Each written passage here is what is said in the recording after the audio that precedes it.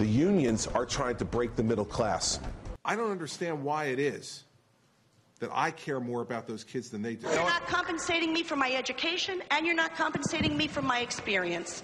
That's well, you know what? Then you don't have to do it. Their union are a group of political thugs. You have numbnuts like Reed Gashura, who put out a statement, comparing me to George Wallace and Lester Maddox. Now, come on, guys. At some point, you've got to be able to call BS on those kind of press releases. Get the hell off the beach in Asbury Park and get out. You're done. It's 4:30. You've maximized your tan. Get off the beach. I mean, can you guys please take the bat out on her for once?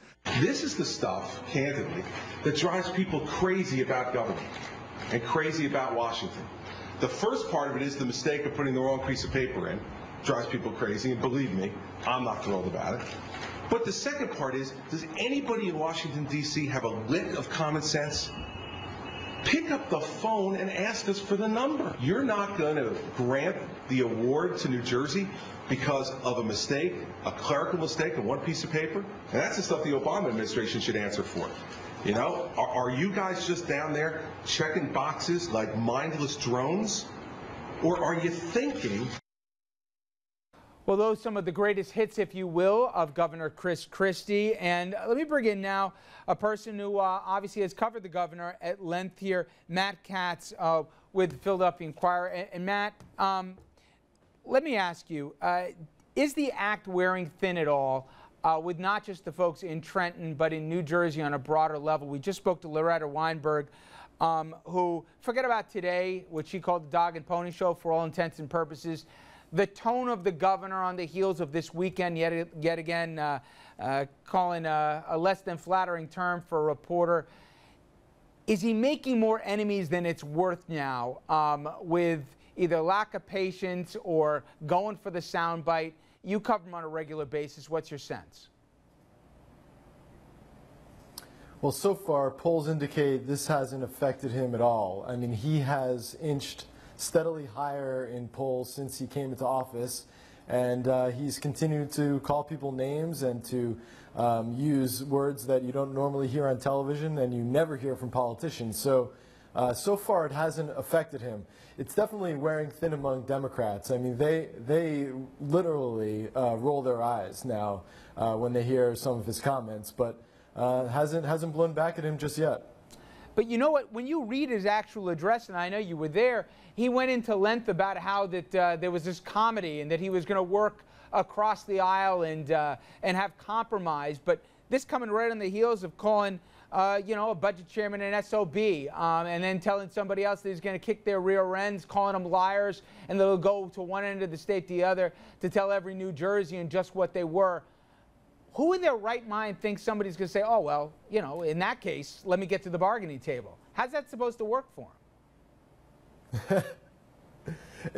So far it actually has. It's really amazing. I mean, he got into a cursing match with the Senate president last summer where the Senate president actually went to the papers and used words that I've never seen in a paper before, reacting to the way Christie is governed and reacting to Christie's own behavior, and yet they've still sit down and talk and deal. I mean, they got together, and like the governor said today, and worked on this university overhaul that wasn't very popular in certain parts of the state, but because they joined together, they were able to get things done. So it's really amazing. I mean, he lambasts these people and demeans them and makes fun of them in public regularly, and yet he has had bipartisan success.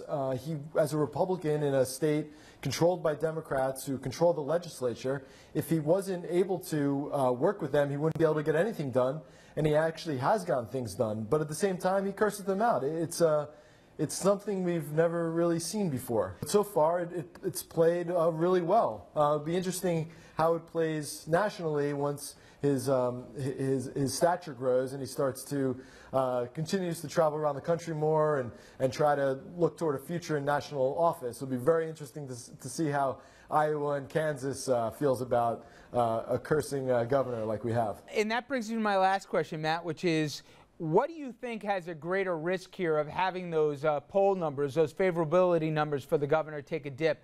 That he's going to go too far here in taking down a peg, maybe a regular citizen of the state in too much of a brusque manner, or that they keep seeing this guy here on national TV or in places seemingly everywhere but Trenton, whether it's New Hampshire, Iowa, wherever Romney, I guess, wants him to go, that he's got too much exposure and he's spending too much time on stuff other than state business. What's the greater risk here for the Christie profile? Pollsters have said that New Jerseyans actually like the fact that they have this famous New Jerseyan. So that actually plays pretty well. The bigger risk probably would be that he mouths off at the wrong person and it comes across in the wrong way, and maybe we hit a tipping point where people don't like it anymore. That to me seems like the bigger risk. Well, I know this much, Matt. Whatever we think of him, he's gold for guys like you and me. If you ever want a soundbite, let's just say this guy gets the gold medal every time here. Matt, I appreciate a few minutes. Thank you so much. You got it, Rich. Thanks.